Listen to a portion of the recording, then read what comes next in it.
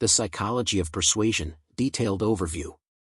Robert Cialdini's The Psychology of Persuasion, commonly referred to as Influence, The Psychology of Persuasion, is a groundbreaking book that explores the deep-seated psychological mechanisms that drive human behavior, particularly in decision-making and compliance.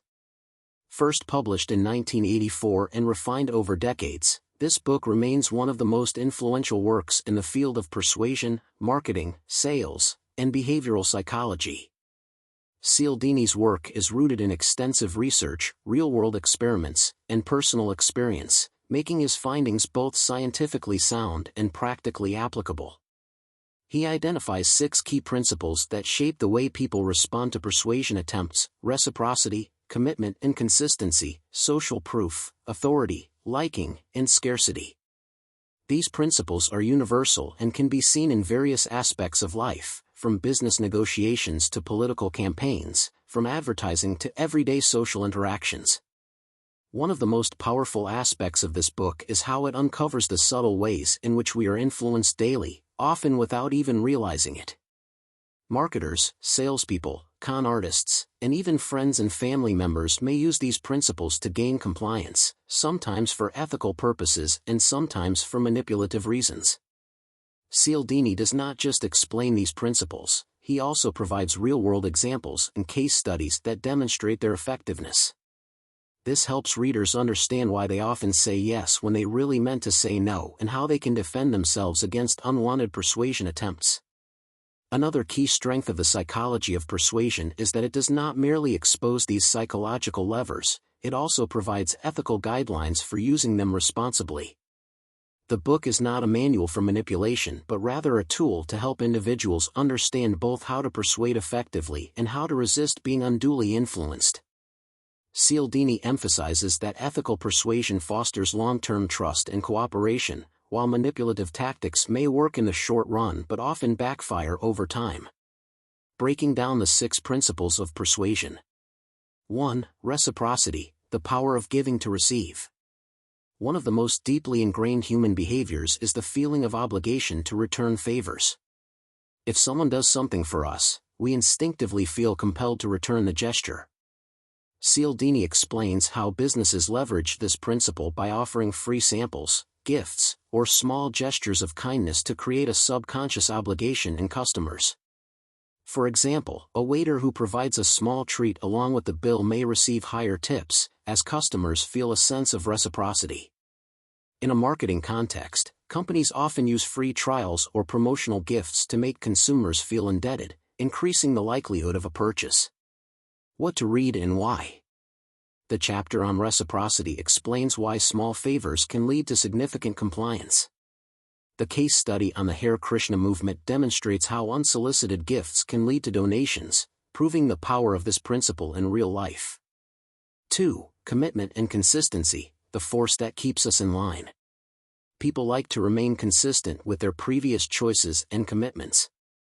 Once we take a stand, we feel internal and external pressure to act in accordance with it.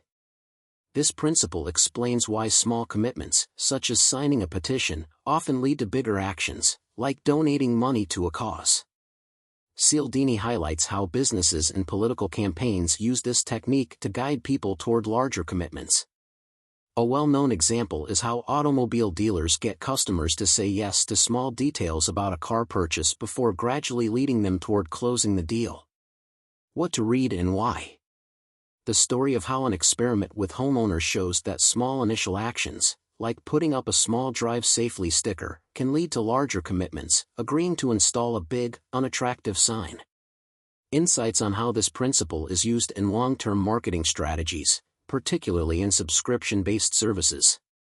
3. Social proof, following the crowd. Humans are naturally inclined to look to others for guidance, especially in uncertain situations. This is why reviews, testimonials, and group behavior strongly influence our decisions. When people see a product being used and endorsed by many others, they assume it is the right choice. Cialdini provides examples ranging from laugh tracks in television shows to online product reviews, showing how social validation creates a powerful sense of credibility. In financial markets, social proof often leads to herd mentality, where investors make decisions based on the actions of others rather than independent analysis. What to read and why. The segment on how nightclubs use long lines at the entrance to create artificial demand and desirability.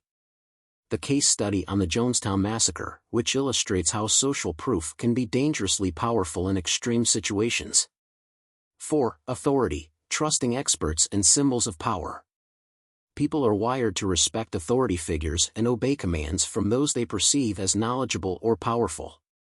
Cialdini delves into how symbols of authority, such as titles, uniforms, and professional credentials, automatically increase compliance. A classic example is the Milgram experiment, where participants continued to administer electric shocks to a subject simply because an authoritative figure told them to do so. This principle is widely used in advertising, where brands use doctors, scientists, or celebrities to endorse products. What to read and why. The discussion on how financial analysts and experts influence market behavior, sometimes leading to irrational decision-making. The segment on how medical professionals can unintentionally exploit this principle when patients blindly follow prescriptions without question. 5. Liking. The more we like someone, the more we comply. Cialdini explains that people are more likely to say yes to those they like. This likability can be influenced by physical attractiveness, similarity, compliments, and cooperative behavior. Salespeople often build rapport with potential customers before making a pitch because they know that we prefer doing business with people we like. This principle is why influencer marketing works so well today. People trust recommendations from individuals they admire. The same concept applies in social settings, where flattery and genuine compliments can lead to better interactions and negotiations. What to read and why. The analysis of how celebrity endorsements impact product sales. The section on how political candidates leverage personal charm and relatability to secure votes. 6. Scarcity, the fear of missing out. When something is in short supply, we desire it more. Scarcity creates urgency, which is why phrases like limited time offer or only 2 left in stock drive immediate action. Airlines, real estate agents, and luxury brands frequently use this principle to make their products appear more valuable. Cialdini explains how scarcity triggers a primal fear of missing out, leading consumers to make impulsive decisions.